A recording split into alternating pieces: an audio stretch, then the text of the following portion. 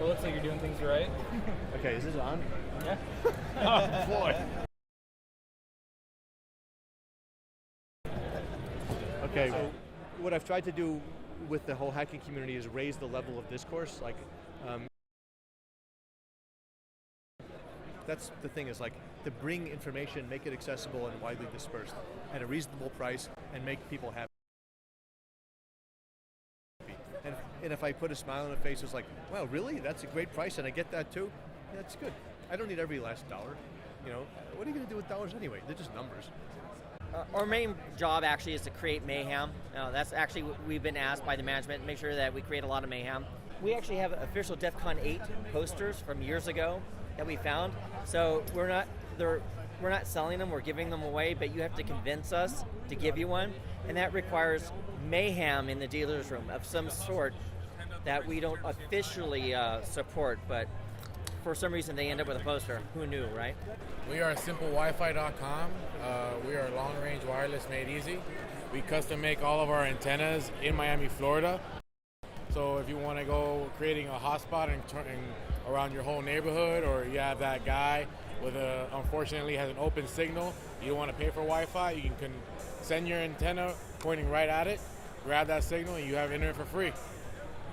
The people that want something 1 year that you didn't bring, invariably. First year, and they stuck me in the info booth, and then about halfway through the first day, Russ came over first and said, hey, I want you to draw on my badge. We had great big badges that year that Joe Grand did, and so I drew on it, and then Pyro came over and said, hey, draw on my badge, and then in about 10 minutes there was this line out the door of people like, draw on my badge. And so Russ came up with the idea, well, if you're gonna draw on the badge, why don't you make them give $5 to EFF for every badge you draw on? Sell art and draw on things for people to raise money for EFF, and that's how that took off. So.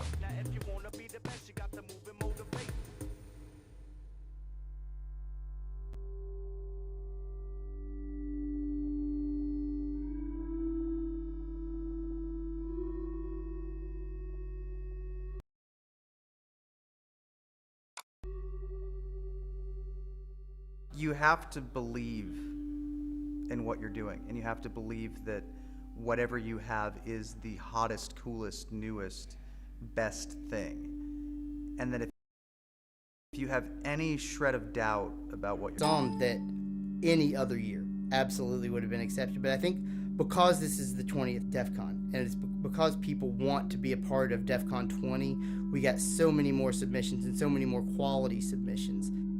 I mean, DEF CON speakers are all different types, especially this year. You have, you have generals and you have 15-year-old kids, all of whom have something different to contribute.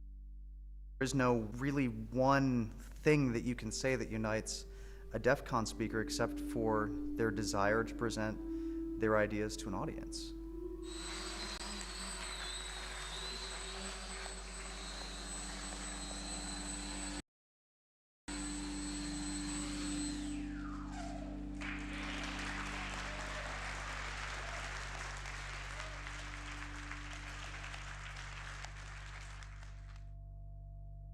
And we've got a really cool VIP this year. Yep. Really cool. They better show up. The big celebrity speaker. Jeff Moss made a valid call, and he kind of said, look, we have to interact with these people, We have the technical skills, and they're the ones calling the shots, so we've got to interact with them, and at the end of the day, we've got to educate them, Hello, DEF CON!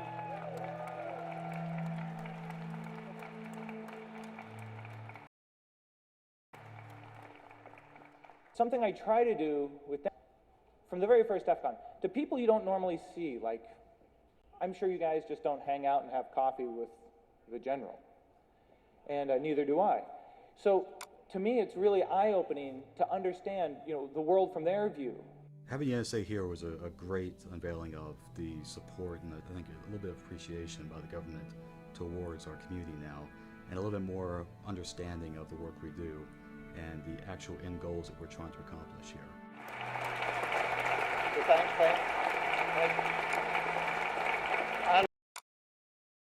Honor to be here. It's an honor and a privilege to be here. You know, one of the things I want to talk about is the freedom domain, the internet, and what we can all do to work on this. And so I've got about 6 hours of presentation and slides that we'll cut down to some meaningful time for you.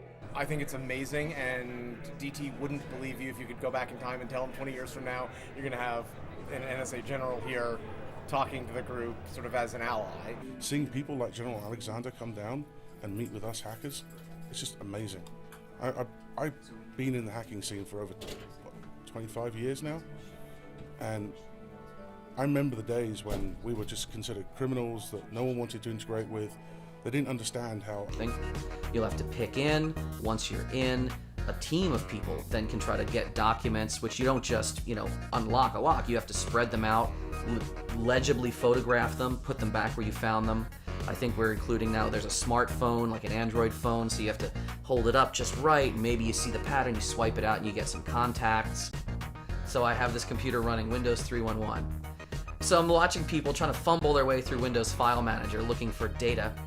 But the really key thing is if you can unlock the computer where it's chained up, can you get the whole computer